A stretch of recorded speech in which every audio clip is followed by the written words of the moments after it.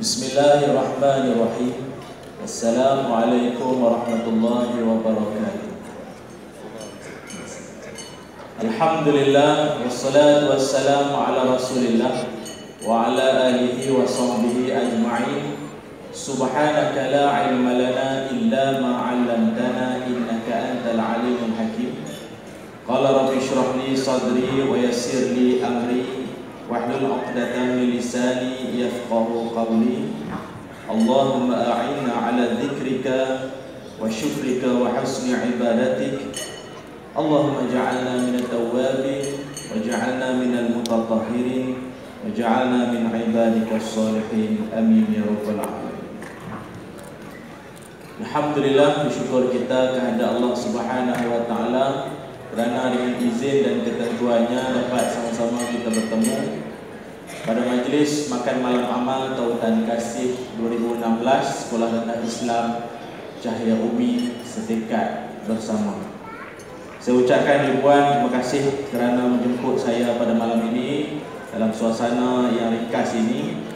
Saya pun sebenarnya tuan-tuan agak risau juga dalam suasana ceramah saya yang macam ini. Antara tuan-tuan tengok saya ke tengok laut, pasal laut tu lagi handsome dari kita. Ala kulli hal, datuk-datuk, datin-datin, tuan-tuan haji, puan-puan hajah, para asatizah, muallim, muallimah, tuan-tuan semua yang saya muliakan. Bila malam ini saya diminta untuk berkongsi berkaitan tentang merealisasikan jihad pendidikan. Apa yang boleh saya kongsikan ialah dalam hidup kita ini tak ada apa yang mudah, melainkan semuanya kena dihadapi dengan tabah. Saya ulang, dalam hidup tidak ada yang mudah, melainkan semuanya kena dihadapi dengan tabah. Sebab itu kalau kita tengok dalam Quran, Allah Subhanahu wa taala berfirman, a'udzubillahi minasyaitonirrajim. Walladzina jahadu fina lanahdiyannahum subulana ila akhiril ayat. Sadaqallahul azim.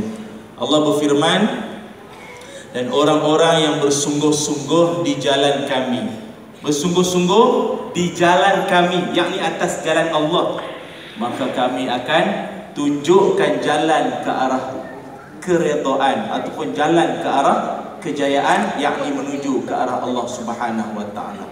Kata kunci dia adalah sungguh-sungguh. Jahada. Jahada maknanya sungguh-sungguh. Jihad itulah dia. Maknanya kita buat apa pun dalam keadaan sungguh-sungguh. Kita sebagai ayah, kita sebagai anak, kita sebagai ibu, sebagai pendidik atau penyumbang sekalipun, kita mesti kena sungguh-sungguh dalam nak realisasikan apa yang kita buat. Saya tuan-tuan, saya tengok anak-anak ni tuan-tuan masa depan kita. Tak ada anak-anak yang tiba-tiba soleh. Tak ada istilah tiba-tiba soleh. Mana ada anak lahir tiba-tiba soleh, keluar daripada perut ibu tu, astaghfirullahalazim. Kata doktor, bagus sungguh anak puan, istighfar keluar-keluar. Apa rahsia? Jus tok guru dia kata. Kan? Mana ada tiba-tiba soleh tu, tak ada. Pasti dia ada usaha di sebaliknya yang dimulai oleh ibu ayah. Saya ingat lagi ada seorang bapa tu di satu sekolah rendah agama dekat Selangor, dalam majlis pertandingan amal islami, lebih kurang lah tuan-tuan ya. Ada nasyid, ada syarahan, ada kalam jama'i, chorus speaking tu kan, macam-macam lah, azan semua. Ada satu pertandingan ni, pertandingan syarahan, pidato, lebih kurang lah tuan-tuan, bercakap seorang-seorang tu lah. Masya Allah tuan-tuan, budak tu darjah 5. Darjah 5 bila bercakap di atas pentas, dia punya nervous tu tak nampak langsung. Tahu nervous kan, gemuruh tu kan, tak nampak langsung. Dia cakap steady saja, semangat dia cakap tuan-tuan. Dah kalau T kata 5 saya tak heran, semester 5 UIA saya tak kisah. Darjah 5 power gila. Ya Allah kan. Yang dihormati Tuan Pengurusi Majlis Barisan Hakim lagi arif bijaksana, Tuan penjaga masa, malaikat maut, malaikat semua panggil. Power sangat budak ni. Jadi saya pun nak tengok. Apalah rahsia budak ni power sangat bercakap pasal saya bidang lebih kurang macam dia. Kita tahulah nak bercakap depan orang bukan senang. Ada idea, belum tentu boleh cakap secara lancar dan dipahami orang. Belum tentu. Ada skrip depan pun belum tentu. Lain tengok lain yang dia cakap. Umat Islam harus jadi umat yang komited. Lain yang dibaca. Kak Mintadal. Budak tu dia bercakap tuan-tuan. Semua apa rahsia? Saya ingat budak tu nanti bila dia turun, saya nak tanya dia, "Dik, macam mana kamu boleh pandai bercakap ni kan? Ustaz besar-besar kamu dulu tak pandai buat macam ni." Belum dia turun tuan-tuan, saya dah dapat jawapan lah. Rupa-rupanya tuan-tuan semua, yang duduk di kerusi paling hadapan dalam barisan tetamu-tetamu itu, duduk paling depan sekali adalah ayahnya. Bapak dia duduk kerusi paling depan tuan-tuan. Bukan duduk paling depan duduk balas WhatsApp tak. Enggak lah, WhatsApp tak habis WhatsApp. Bukan balas WhatsApp, duduk baca WhatsApp yang terdahulu. Scroll tak habis. Tak baca apa pun, baca orang buat ni kan. Tuan-tuan tahu dia tengok anak dia. Bukan tengok saja, dia bagi semangat. Gaya tu, saya fikir ni anak-beranak ni berlatih dari semalam ni, duduk beranak ni. Kan? Kalau tidak, macam mana? Bapak dia mengalahkan cikgu pengiring tu. Guru pengiring pun tak semangat. Dia tu ni bapak sendiri tuan-tuan. Macam mana anak tak semangat? Kalau bapak yang macam tu punya semangat, pasti tempiasnya dirasai oleh anak dia sendiri. Sebab itu saya sebut, dalam hidup, bila kita bersungguh-sungguh, Tuhan akan tunjukkan jalan. Walau siapa pun kita, sebagai ibu bapa, sebagai guru, siapa pun. Saya sendiri tuan-tuan, syukur Alhamdulillah, saya ni dijemput malam ni, sekurang-kurang saya ada jiwa juga berada di sekolah agama. Walaupun sekolah rendah, saya bukanlah sekolah rendah agama, tapi sekolah menengah saya. Saya dulu dapat, selesai saja UPSR, dapat 2 tawaran. Satu masuk Maktab Mahmud, satu lagi sekolah sains. Bila dapat 2 tawaran ni, ayah saya tanya saya, "Ilyas, macam mana? Nak ke mana?" Maktab Mahmud sekolah agama, satu lagi sekolah sains. Jadi bila saya dapat 2 tawaran tu, saya pun fikir tu, akhirnya saya memang jauh dalam hati saya minat bidang agama. Dulu-dulu saya selalu tengok kan Datuk Seri Jamil Khair dulu kan, Forum Perdana Ihwal Islam malam-malam kan, bila bercakap, bila dia menyampaikan hujah tu, minat sungguh. Dia jadi inspirasi saya lah waktu tu. Datuk Dr. Fazilah Kamsah semualah time tu lah kan. Jadi bila saya rasa inilah peluang, saya rasa nak lanjutkan lagi apa minat saya pilih masuk sekolah agama. Ayah saya pun bagi semangat. Cuma maklumlah tuan-tuan, bila masuk sekolah agama, dia punya semangat terlajak sangat, kadang-kadang tu lain macam jadinya. Masuk sekolah agama, minggu pertama tak belajar lagi bahasa Arab, buku teks pun tak dapat lagi. Tapi bila pergi ke bandar, bertemu dengan budak-budak sekolah sains, budak sekolah Cina, semua dalam bas kan, semua cakap orang putih. I think it's not supposed to be like that. Cakap orang putih. Kita sekolah agama kena tunjuk juga kita punya Arab, tapi tak belajar, mau cakap apa? Ada kawan saya mulakan dulu, Ilyas, Alif Lam Mim. Saya pun, Zalikal kitabul la raiba fihi. Kawan seorang lagi sempoi tu ada, Hudan lil muttaqin. Orang sekolah lain kata, "Amui cakap Arab." Cakap Arab benda ayat Quran.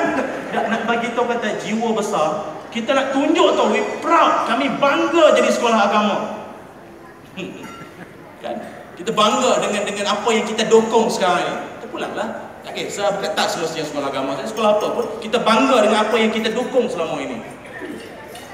Sebab itu kalau kita tengok tuan-tuan, lanjutan daripada tu, bagaimana sekalipun kita nak lahirkan generasi kita ini, pendidikan Islam ini asasnya apa pun mesti dimulai dengan mengenal Al-Quran.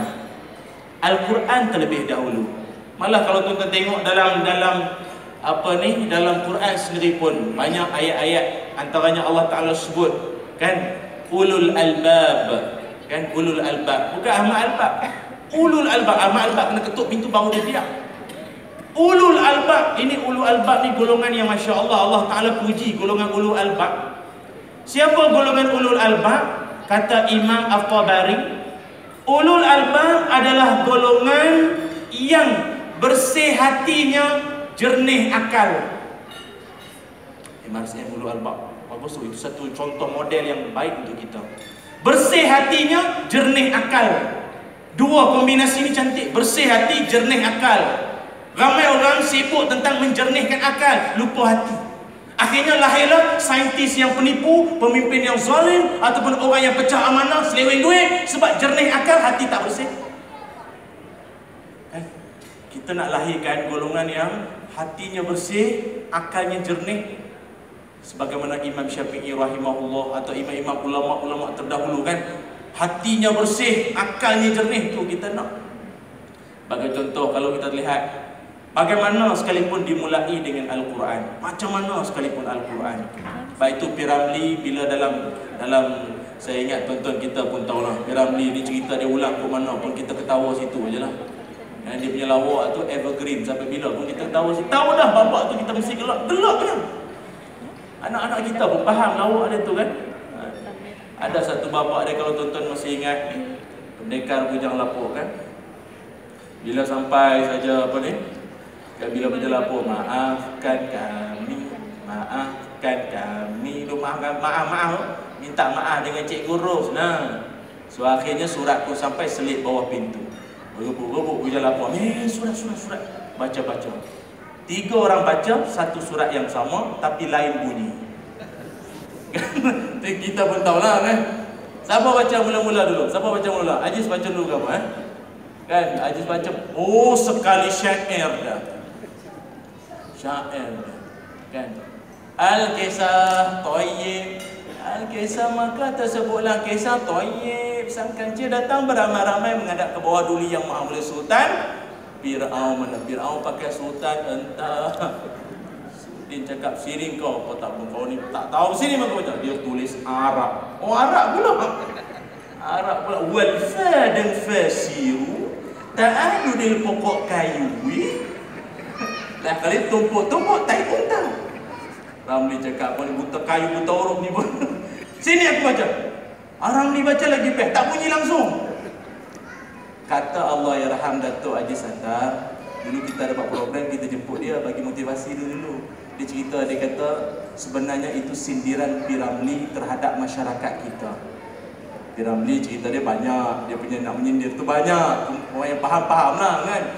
Tapi salah satu bab yang dia nak tegur masyarakat ialah tentang kita dengan Al-Quran.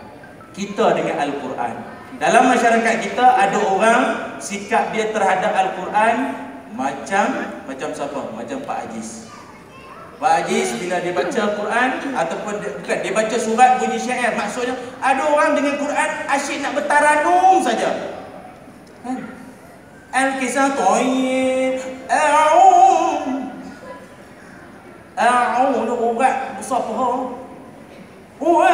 Tak faham apa. Suruh dah tarik je nak taranum dah mak. Jawab paling tinggi sekali kan. Tanya dia tak faham pun. Ramai orang sibuk taranum tapi tak tadabbur. Kan? Ada pula orang dengan Quran dia macam Sudin apa? Sudin kan? Sudin wal fadin fasir. Itu maksudnya orang yang sibuk betulkan tajwid tapi tak faham apa yang dia baca. Kan ada orang macam tu kan, qalqalah, iqlaqnya, ikhfa semua memang dia jaga. Dah 40 tahun belajar tajwid saja, bila nak tafsir? 40 tahun belajar tajwid tak habis-habis. Bila nak tengok terjemahan dia bila? Tengok tak habis-habis tajwid. Dah daripada gigi sampai gigi pun tak ada. Bayangkan baca Quran pun tak ada gigi. Baca Fatihah. Walufa. Wawafu. Walabba kalau ada gigi, tapi kalau tak ada gigi, walafo, walafoli. Ya Allah, jagalah gigi, gunalah poliden. Aduh,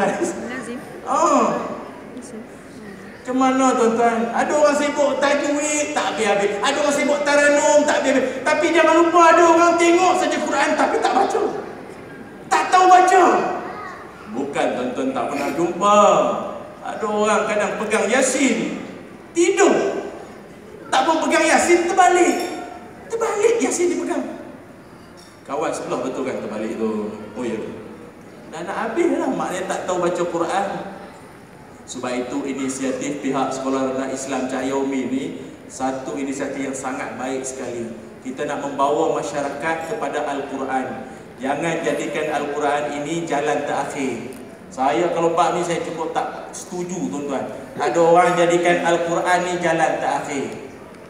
Tengok anak tu lagi sikit nak tumbuh tanduk, baru hantarlah ke tahfiz kok jadi orang. Dah tak tahu nak buat apa dah hantarlah ke tahfiz kok jadi orang.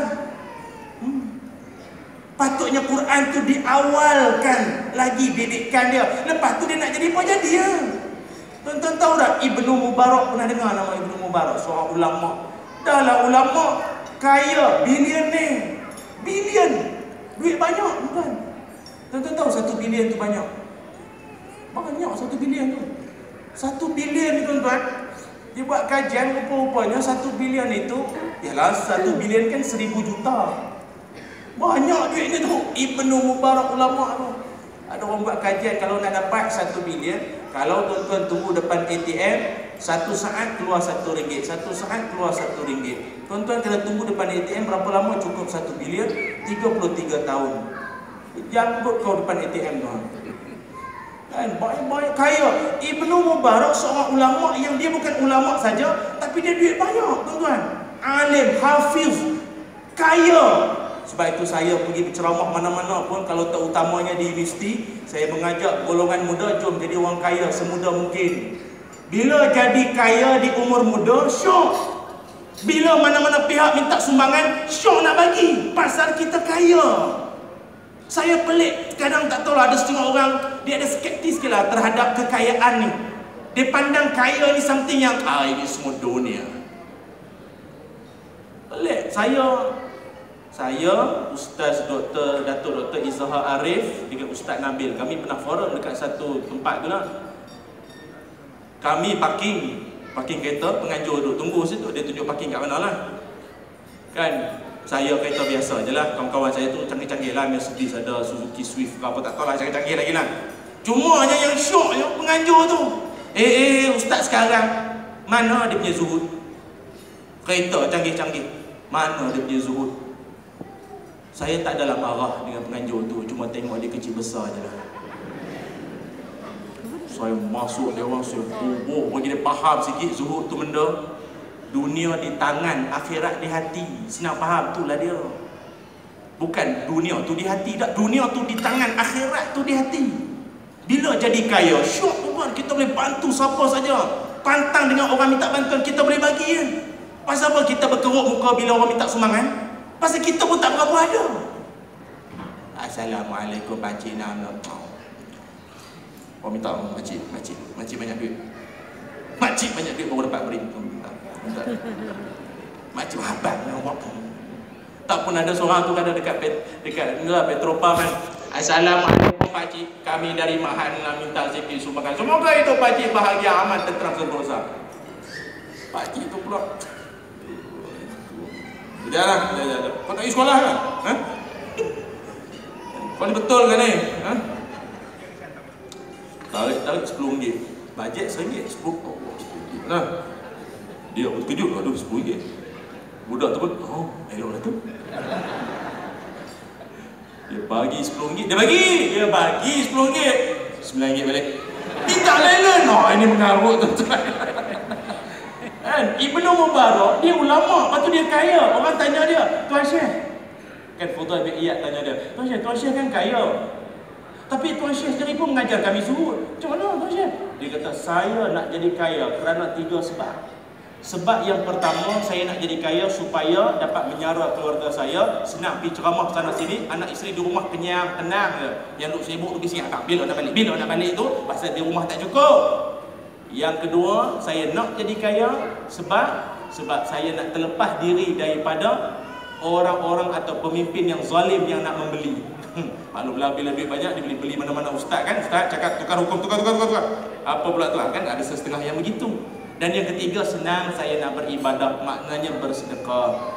Untunglah tuan-tuan, malam ini saya kira sebagai ingatan kita bersama, kita buatlah perbandingan diri kita ini sejauh mana tuan-tuan. Dalam usaha kita nak jihad pendidikan nak mendidik masyarakat kita. Ayuh kita tengok sejauh mana masyarakat kita sekarang ini.